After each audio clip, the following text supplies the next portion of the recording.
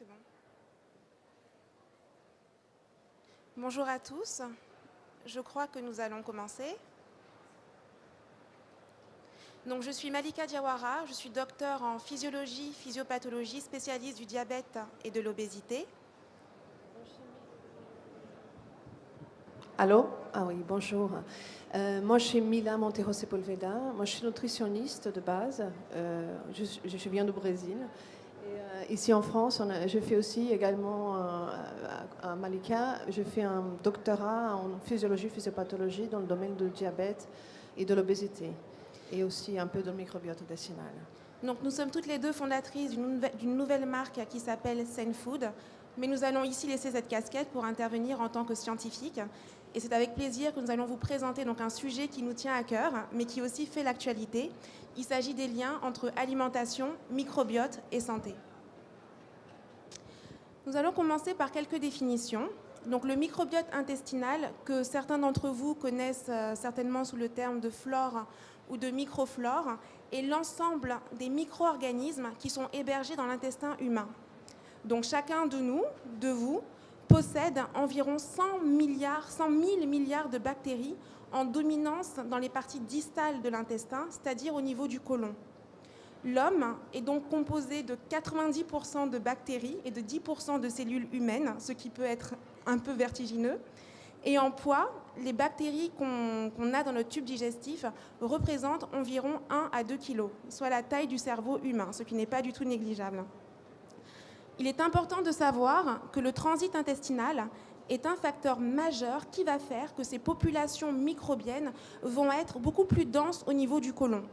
Et vous avez ici un gradient qui montre la colonisation, donc le développement en termes de nombre donc, de ces bactéries de la bouche vers l'anus. Et on voit qu'au niveau du côlon, on a 100 milliards de bactéries environ par gramme de sel. Donc imaginez 100 milliards de bactéries dans l'intestin humain. Et ces bactéries vont être en contact avec la muqueuse intestinale, ce qui est plutôt bien puisque cette muqueuse intestinale est assez vaste. En effet, c'est la plus grande surface du corps humain qui est en contact avec le monde extérieur. Et cette muqueuse, si on la dépliait, elle et toutes ses circonvolutions, comme vous pouvez le voir ici, représentent environ 200 mètres carrés, soit l'équivalent d'un terrain de tennis. Il s'agit donc d'une très vaste surface d'échange et de dialogue entre ces micro-organismes et nos cellules humaines. Et c'est à ces échanges-là que nous allons nous intéresser. Mais avant ça, j'aimerais vous présenter un petit peu plus comment se met en place ce microbiote chez l'être humain. Il faut savoir que la naissance est un moment d'inoculation très fort de ce microbiote qui va ensuite se complexifier petit à petit pour atteindre ce qu'on considère comme un équilibre fonctionnel vers l'âge de 2 ou de 3 ans. Mais de nombreux facteurs vont influer sur la colonisation dans l'intestin, donc des bactéries de ce microbiote, et ce, dès la naissance. Il s'agit notamment donc, du mode de naissance, que ce soit par césarienne ou par voie basse, de l'alimentation, donc par lait maternel ou alors par un lait de substitution, ou encore même le terme de naissance vont être des éléments donc, qui vont influer sur la colonisation des bactéries dans l'intestin chez le nouveau-né. Il y a aussi d'autres éléments, comme la diversification alimentaire au moment du sevrage, d'où l'importance d'avoir réellement une alimentation diversifiée déjà chez cet enfant au moment du sevrage, et des traitements antibiotiques qui vont intervenir durant ces premiers mois et années de vie, vont vraiment perturber la mise en place de ce microbiote chez l'enfant et avoir des conséquences néfastes sur une stabilité de ce microbiote chez l'adulte.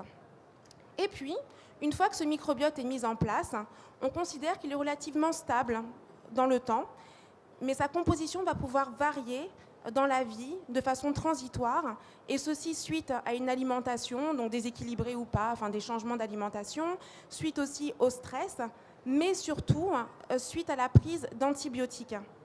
Et il va ensuite pouvoir, ce microbiote un peu déséquilibré, revenir à un état initial en environ 1 à 2 mois. Mais j'aimerais ici souligner qu'une succession vraiment de déséquilibres transitoires, notamment par des traitements antibiotiques ou par le stress, mais surtout par les traitements antibiotiques au niveau de ce microbiote, vont pouvoir avoir des conséquences très néfastes sur la santé. Je peux vous donner l'image d'un gazon qui serait mal tondu. Il va peut-être un petit peu mieux repousser à certains endroits, mais à d'autres, des trous vont rester. Donc c'est exactement la même chose qui se passe au niveau donc, de ce microbiote intestinal.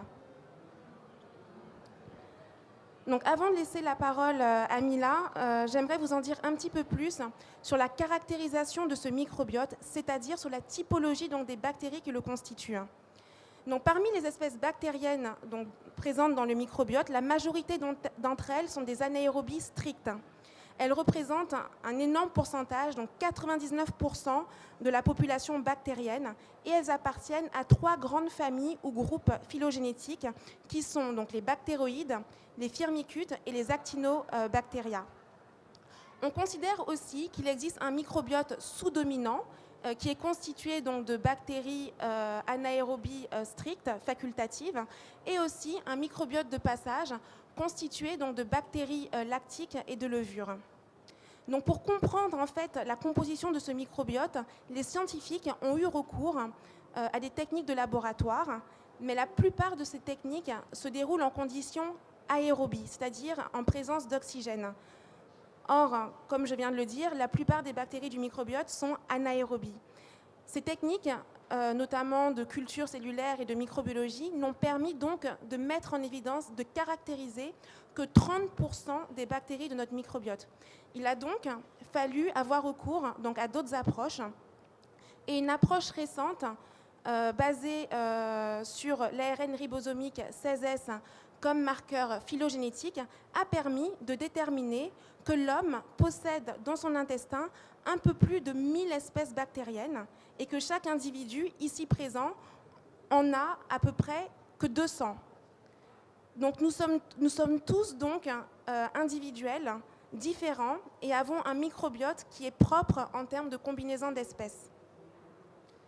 Ensuite, pour mieux comprendre ce microbiote, vers les années 2010, une autre approche a révolutionné réellement la compréhension du microbiote intestinal, et c'est la métagénomique.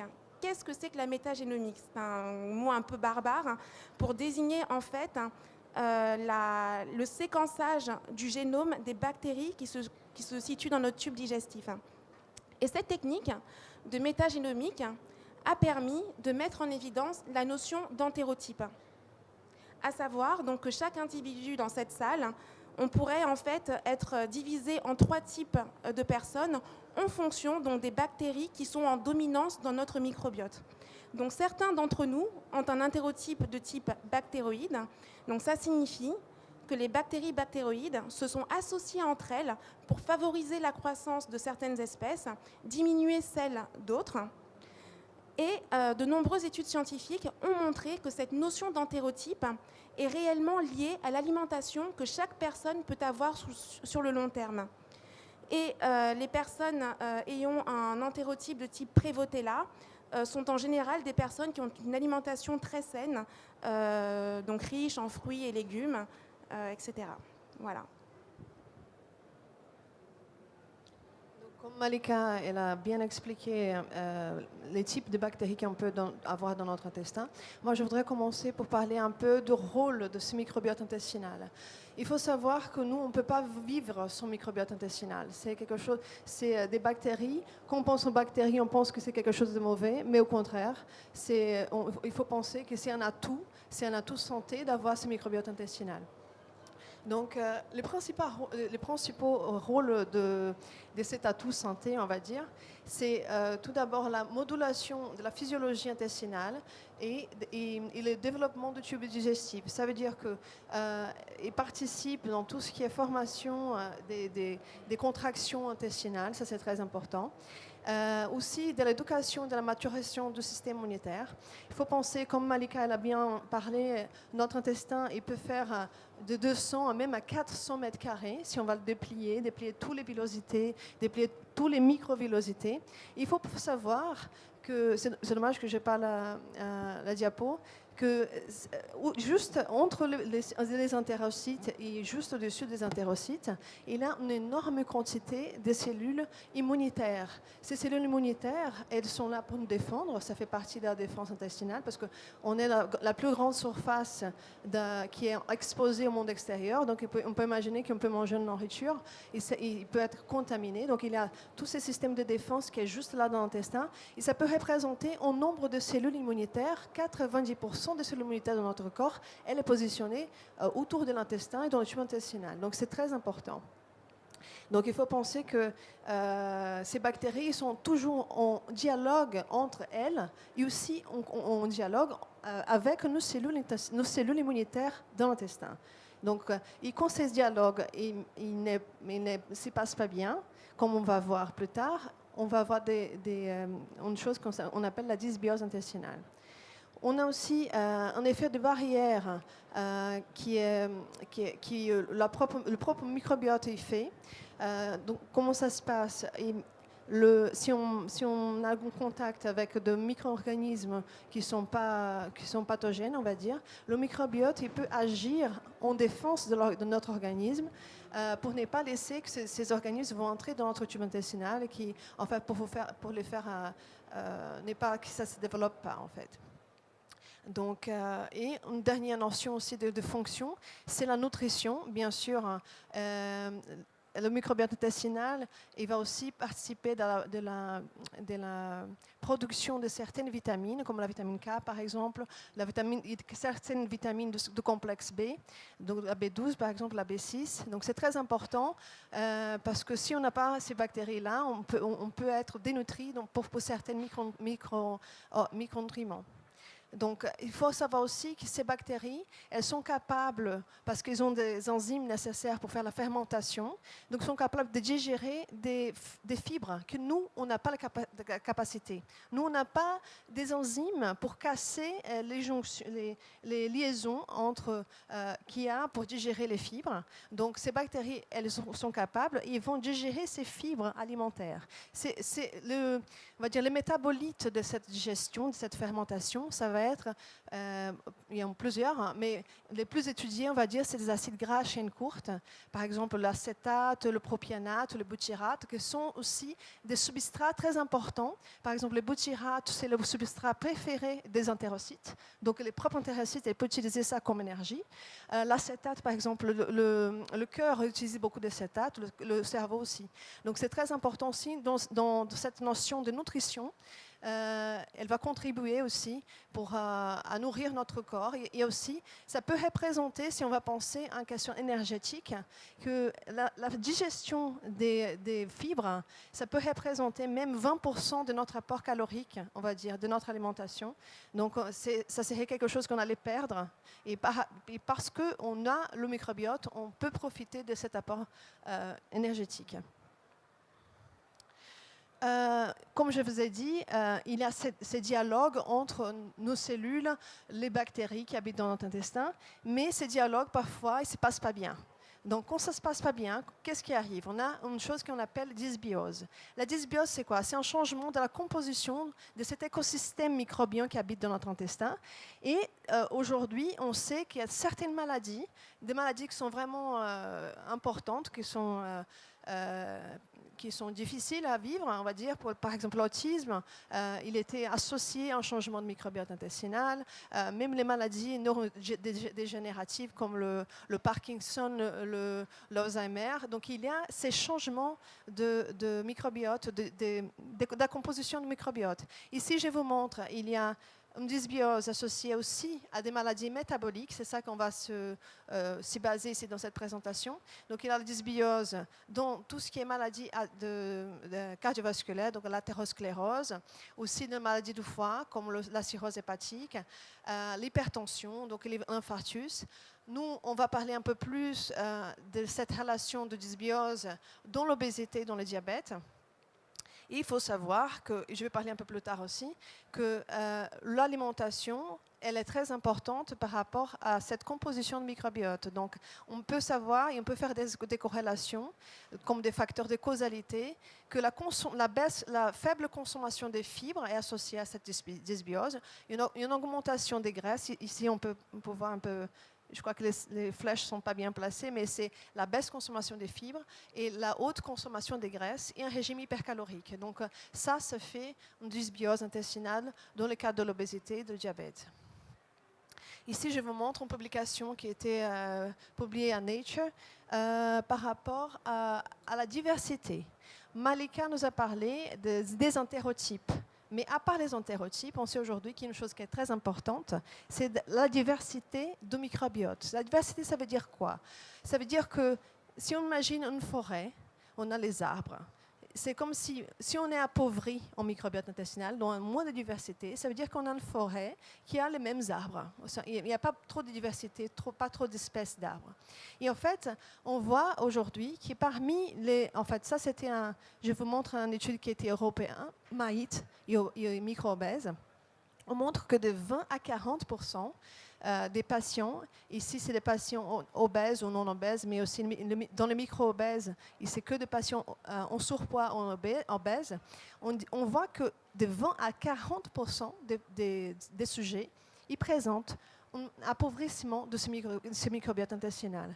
Ça, c'est très, très important. Pourquoi? Parce qu'on a pu associer que le manque de diversité, donc cet appauvrissement, il est lié à une augmentation des risques de maladies et d'une dégradation de la santé, on va dire. Donc les gens qui en sont plus pauvres en microbiote, en diversité, ils vont avoir plus de dysépidémie, ils vont avoir plus d'adiposité, spécialement viscérale, ils vont avoir plus de résistance à l'insuline, et ensuite le diabète, ils vont avoir plus d'inflammation circulaire, on va dire des marqueurs d'inflammation élevés dans le sang, et aussi ils vont avoir plus d'inflammation dans le tissu adipeux. Donc, et aussi, c'est important de savoir que le profil de bactéries de ces gens qui sont plus pauvres en diversité, ils ont des populations qui sont plus pro-inflammatoires. Donc, on sait aujourd'hui que toutes les maladies métaboliques sont associées à l'inflammation. On sait que l'obésité est une maladie inflammatoire. On sait que le diabète, c'est une maladie inflammatoire. Donc, ça, c'est très important. Donc, la diversité de microbiote va agir aussi sur cette inflammation. Donc, qu'est-ce qu'on peut faire par rapport à ça? Dans cette étude, ils ont pu associer la diversité de microbiote intestinal à le type d'habitude alimentaire. Ça, c'est très curieux. Pourquoi? Parce qu'on a pu faire 3 groupes, on va dire 3 clusters. Le cluster 1, c'était des gens qui mangeaient plus de chips, plus de pommes de terre, plus de soda, plus de sucre, plus de graisses saturées. Le cluster 2, c'était des gens qui mangeaient plus de produits laitiers fermentés. Le cluster 3, c'était des patients qui mangeaient plus de fruits et de légumes, ça veut dire un régime qui était plus riche en fibres. Et c'était curieux parce qu'on a pu regarder la richesse de génétique des selles de ces patients. Et on montre que plus on mange des fibres donc fruits et légumes, on est plus riche en diversité dans l'intestin. Donc ça veut dire qu'on a un phénotype de microbiote intestinal qui est plus santé si on mange plus de fruits et légumes. Donc les 5 fruits et légumes, c'est pas pour rien. En fait, il faut vraiment le faire. Donc, et on voit aussi que l'importance de ces régimes aussi est associée à d'autres maladies qui peuvent arriver en association avec le diabète et l'obésité. Donc ça veut dire que plus on est riche en espèces de bactéries, moins on a de cholestérol, moins on va avoir de HDL, le LDL, qui c'est le mauvais cholestérol, et moins on va avoir d'inflammation. Le CD14, c'est un marqueur d'inflammation. Donc, il faut penser que le cluster 3, c'est le phénotype, on va dire, qui est associé à la bonne santé. Donc, qu'est-ce qu'on peut faire pour améliorer notre diversité intestinale? Ça, c'est très important. Aujourd'hui, on sait que l'alimentation, c'est le centre de cette question. Pourquoi? Parce que l'alimentation, on peut faire d'autres approches aussi. On peut faire des probiotiques, on peut faire des prébiotiques, on peut bien sûr faire du sport, ça va aussi impacter. Mais on sait qu'on peut tout faire, on peut faire un peu de phytothérapie, tout ça, il y a des impacts aussi sur le microbiote intestinal.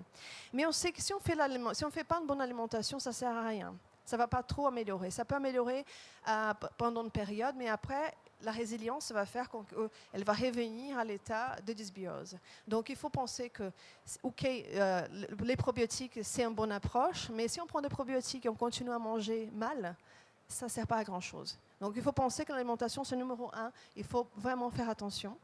Donc, on vous laisse ici aujourd'hui avec quelques conseils pratiques. Je vais laisser Malika finir la présentation. Donc, comme Mila l'a avancé, l'importance vraiment de diversifier son alimentation afin de pouvoir diversifier donc, le nombre de bactéries, avoir une diversité importante de bactéries donc, dans le microbiote. Donc manger le plus naturellement possible, c'est-à-dire donc, éviter tout ce qui est préparé.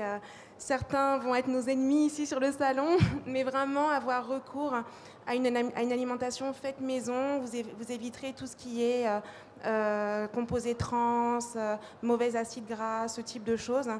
Manger le plus de fibres. Mila l'a vraiment souligné dans la présentation, que les fibres vont vraiment être digérées par ce microbiote pour conduire à des acides gras chaîne courte qui vont avoir un effet métabolique très intéressant au niveau santé. Comme on l'a dit également, les 5 fruits et légumes, même plus, une alimentation aussi riche en racines. Pourquoi les racines? Parce qu'elles sont une source très importante donc, de fibres et donc un substrat important aussi pour les bactéries de ce microbiote. Il y a une chose qu'on a oublié de dire, c'est que le lait maternel, il a plus de 50 prébiotiques. Donc c'est très important dans cette phase des premiers mois, premières années de vie.